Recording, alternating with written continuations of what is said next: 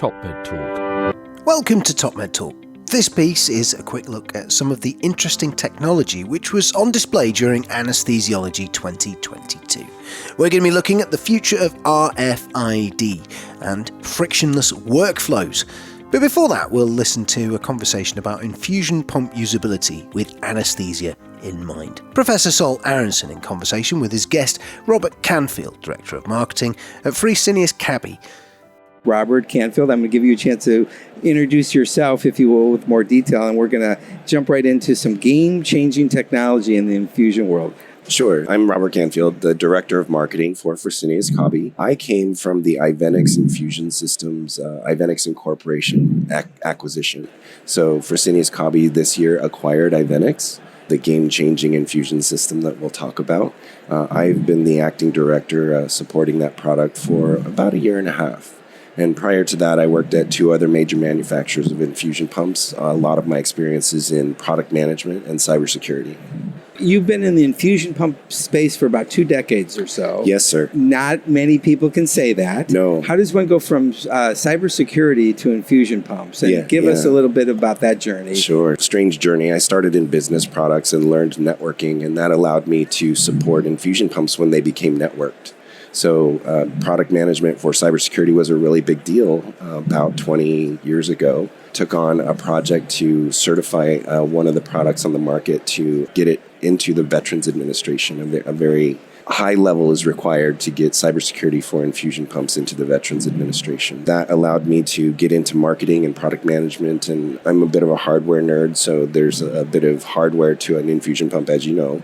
So just a jack of all trades in that space, if you will. Interesting. And Fresenius Kabi acquired Ivenix recently. Yes. That's going to enable the distribution of this differentiated technology to the world of anesthesia. But before we get into that, help us understand why it's different. What is it about this new technology that's unique? Ivenix Infusion System started as an idea. We realized there are a tremendous number of problems with infusion therapy in the market. Infusion pumps are not as accurate as they could be, challenged with delays in therapy because of the bag height restriction that a lot of infusion pumps on the market have. And the usability, just programming the pump. Some of them are a 9-key text like an old flip cell phone. Some of them are like an ATM machine. So that whole world needed kind of a modernization, if you will. From an anesthesiologist standpoint, anesthesiologists want a product that is super easy from start to finish, whether it's the administration set, the actual tubing, using that in a gravity drip way and being able to control that in a very strong way, loading that into the pump and programming the pump very quickly. The alarms for the infusion pump, they don't want to have as many alarms as a bedside nurse would have, right? They don't want those distracting notifications. They know what they're controlling. They're in charge of what's going on. And then from an anesthesiologist standpoint as well, the drug library in the infusion pumps is how we control the safety of that infusion, right? You're against a limit when you're programming that pump of you could come close to overdosing a patient. Well, with anesthesiologists, they want that to be a little bit wider because they don't want those notifications that they're going to be overdosing or underdosing when something's in a very urgent situation and they need to give a really good bolus of a medication, something very quick. They want to be less limited in what they do. So we've made it so that they can customize that and be less limited, but still be safe. So the infusion pump, if I may, has broad guardrails to apply to many settings, but you're enabling a customization specifically for the anesthesiology perioperative delivery of care to more likely fulfill our specific needs. Is that right? Yes, that's exactly right. We really want to fulfill your needs and make it customized to your needs in a very granular way. Right, we want you to contribute to the building of that drug library by collaborating online. You can give your feedback about the build of that drug library. I want this limit to be this wide for this reason. But yes, Mr. Pharmacist building the drug library with me, this is an overdose. This is something I would never, ever do. And thank you for protecting me is kind of the approach. Right. I think a lot of anesthesia professionals are a little more willing to listen to that level of protection that is protecting them as well as their patients. And that's what we've tried to do, is give that balance of giving you control and power over that drug library, but also keeping things safe. And how does the anesthesiologist learn more about them? We have a website, Fresenius Kabi USA. You can also go to ivenix.com. That's still an active website for you to get information about Ivenix specifically. I can tell you just from a user of years ago, there's something more frustrating than alarm portends alarm fatigue and the aggravation that goes with that. So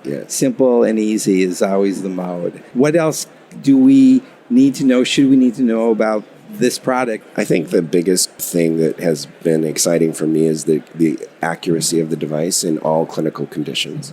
So no matter where you position the pump, the bag, the patient's location, heart height is important with some infusion pumps. None of that matters to our infusion pump. Because of the way we pump, we both measure and control what we're infusing, so the pump is extremely accurate.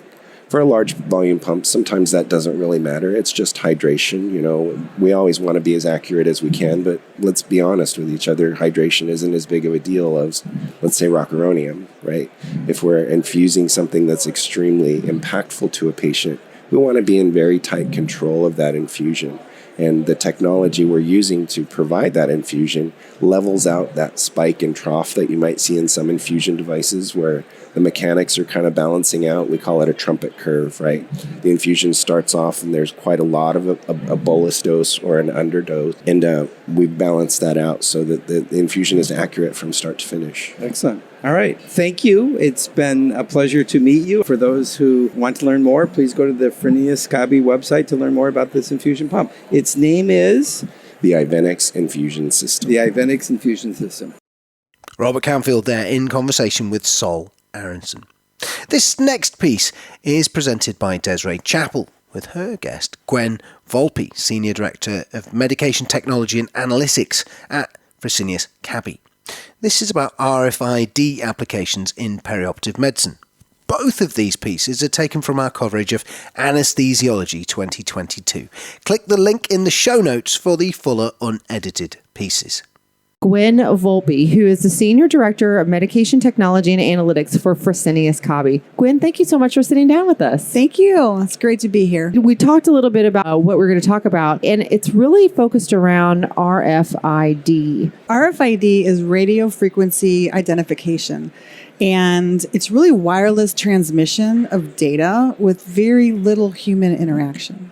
And you might be familiar with it from your key fob in your car, if you take the kids to Disneyland and they put the bracelets on you and they can track you around the park, or you can use it to enter a ride. Maybe you're a marathon runner and the tag is on your tennis shoe while you're running and they're time tracking you. Could be as simple as your credit card with your tap and go. Well, that's what I was going to say. There's RFID blockers, like in purse technology and wallet technology. Yes, that's why, because you can tap your credit card. So those are the types of technologies that probably people are used to seeing in RFID. And when I think of healthcare, I think of three things. I think of visibility it provides. I think of safety.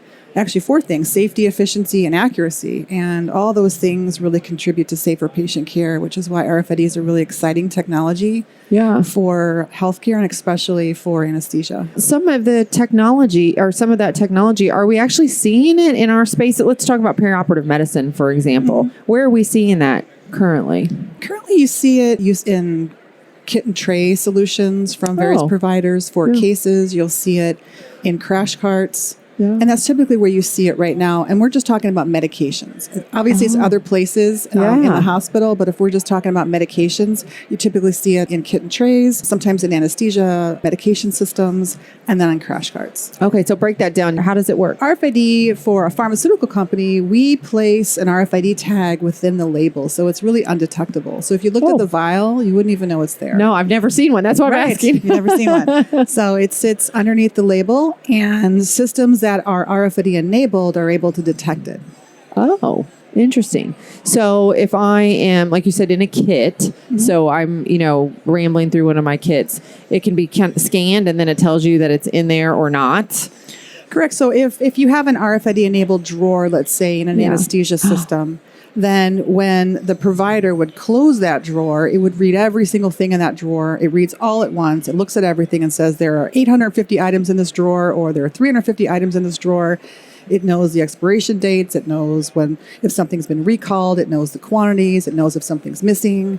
So it's a great technology for a high acuity area like anesthesia, where seconds matter to clinicians. Oh, 100%. The patient safety factor to this is incredible. Yep. Is that where you guys are really exploring for this particular technology? Absolutely. RFID can definitely help in terms of the visibility that you're going to have with the inventory itself. Yeah. But being able to track that inventory and know where it went and know who it went to. Yes, that everything is in the right bin where it's supposed to be. Right. Fast-paced environments, it's very easy to make a mistake, make a medication error. And RFID really helps minimize that because it identifies the medication without having to scan it. Specifically in anesthesia, like what type of medications is it, one group that you're focusing on, or is it kind of can be used across the board? We focus primarily on anesthesia drugs and controlled substances. Oh, right. So you can track those. Mm-hmm. What is the future of RFID?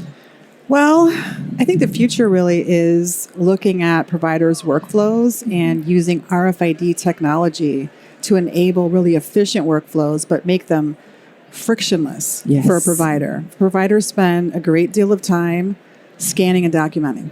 And those activities take time away from the patient. Mm-hmm. And so really what providers want, they want their medications available and they want to be able to use them. And you want to believe in what you have is in your hands, the right thing. The scanning, the documenting, those are extra things that take time out of their day.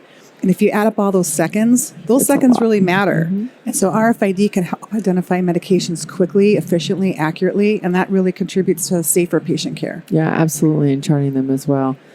Gwen, it was such a pleasure to talk to you. Anything else that we wanted to talk about that I missed about RFID technology and medications? Well, I think the only thing to think about is that, anesthesia and pharmacy kind of work together on inventory. And some things that are important to anesthesia, seconds matter, right? They really want to have things available to them when they need them. For pharmacy, they want to track medications. Inventory levels are important to them, where those medications are.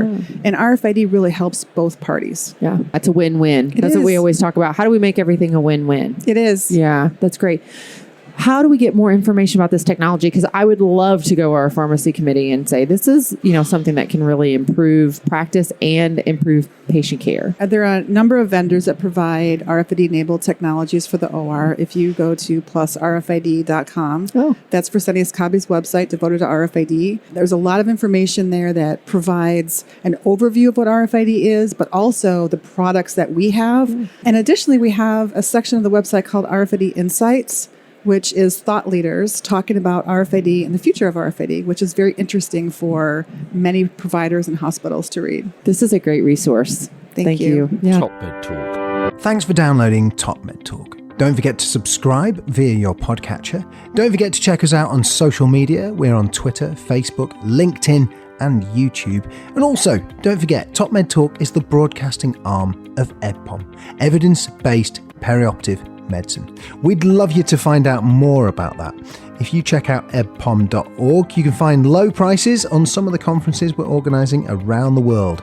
Many of them are virtual and don't even involve you leaving your own home. Check out ebpom.org now.